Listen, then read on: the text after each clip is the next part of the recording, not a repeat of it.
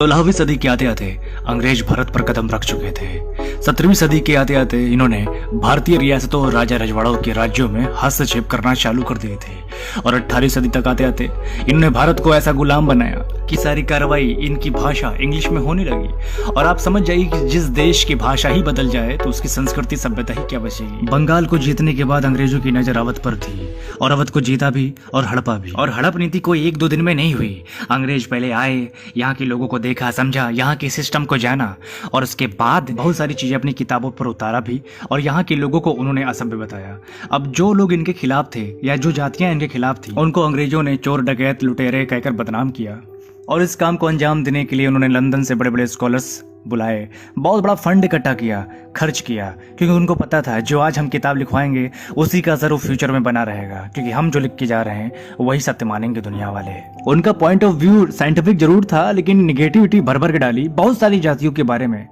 तो आज मैं एक उन्हीं के द्वारा लिखा गया आज एक ऐसा लेटर या ऐसा लेख आपको दिखाने जा रहा हूं जो आप 1852 और 1859 के दशक समय की है, जिसको मैं आपको दिखाऊंगा। और उन लेखों के हिसाब से आपको मैं दिखाऊंगा कि कैसे अंग्रेज हमारे बारे में इंफॉर्मेशन इकट्ठा करते थे और कैसे यहाँ से इंफॉर्मेशन लंदन भेजते थे और लंदन में वो पब्लिश होती थी। तो चलिए देखते हैं अंग्रेजों की नजरिए से कि वो हमारे बारे में क्या राय रखते थे।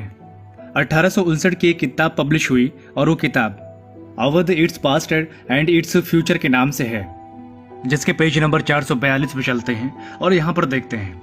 दोस्तों, ये किताब 1859 में जरूर छपी थी, लेकिन जो ये लेख है ये 1852 में छपा था, वहाँ के एक आर्टिकल में, लंदन के आर्टिकल में। तो जो ये सामने आप देख रहे हैं ऊपर से लेके नीचे तक ये पूरा आर्टिकल था और इसमें अब क्या लिखा है वो मैं आपको सामने दिखाऊंगा भी और उसका ट्रांसलेट भी करूंगा।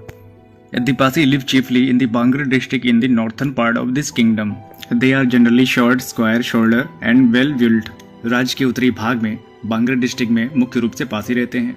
ये आमतौर पे मध्यम कद के, चौकोर कंधे वाले और अच्छी तरह से निर्मित होते हैं। क्योंकि पैराग्राफ में बात हो रही है फिजिकल कैपेबिलिटी की, तो उस टाइम पे जो पासी थे इनकी शारीरिक क्षमता बहुत अच्छी थी। और ये जो बांगरे डिस्ट्रिक्ट था यहाँ पर मुख्यतः पासियों का गढ़ बन चुका था और यहीं पर अंग्रेजों से मुठभेड़ें भी हुई थी। आगे बढ़ते हैं।